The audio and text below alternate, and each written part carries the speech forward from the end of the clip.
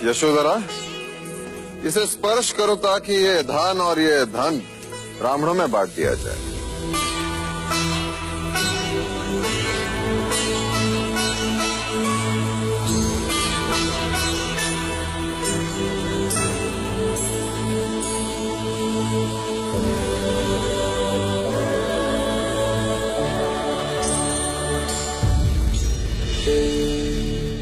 क्षमा महाराज, पर यह परंपरा हमें समझ नहीं आती।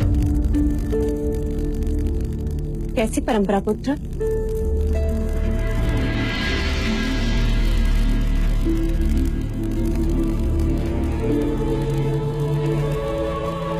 जब भी आप खुश होते या कभी कोई खुशी की बात होती, जैसे युद्ध जीतने की बात, विवाह की बात, जन्मदिन हो या स्वयंवर का दिन, आप हमेशा ब्राह्मणों को दान देते हो, जिससे तुम्हारे सुख को किसी की अशुभ दृष्टि न लगे, तुम्हारे मार्ग के सारे अवरोध दूर हो जाए, तुम्हें ब्राह्मणों का आशीर्वाद मिले।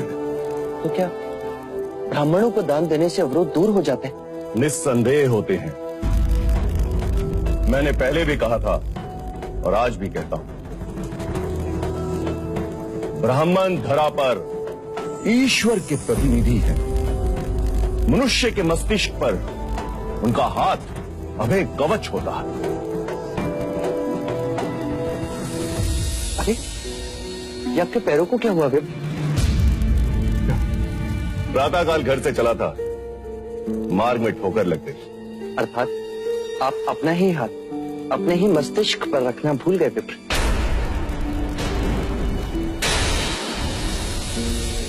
अब कहना क्या चाहते हैं युवराज?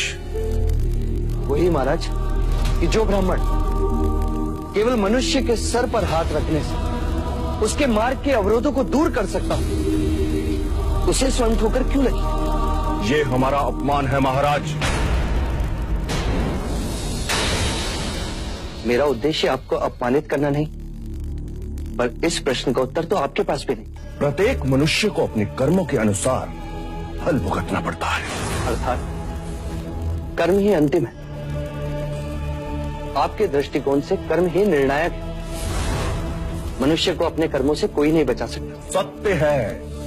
अर्थात आपके आशीर्वाद मिथ्या है विप्र। युवराज! क्षमा विप्र, आप गुरु हैं, ज्ञानी, मुझे उद्दंड ना समझे। पर जब कर्म ही सब कुछ है, तो वर्णों को इतना महत्व क्यों कि ब्राह्मण मस्तिष्क पर हाथ रखे तो आशीर्वाद, और शूद्र छू भी ले तो अपराध।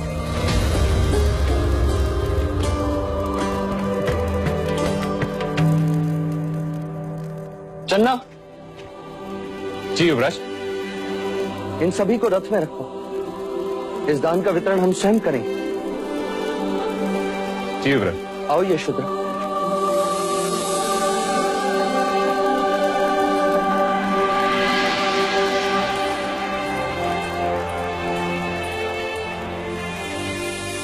क्षमा आचार्य। युवराज सिद्धार्थ की जय! युवराज सिद्धार्थ की जय!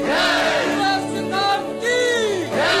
युवराज सिद्धार्थ की जय! युवराज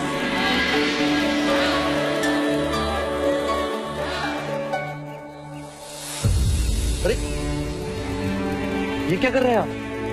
ईश्वर है आप हमारे लिए, जो स्वयं अनाज बांटने आए। मैं चाहता हूं आज से कपिलवस्तु में कोई भी भूखा ना रहे, सबको अन्न मिले, अपना अधिकार मिले। युवराज, आप हमें ये बताएं कि इस उपकार के बदले हम आपको क्या दें? अपनी पीड़ा।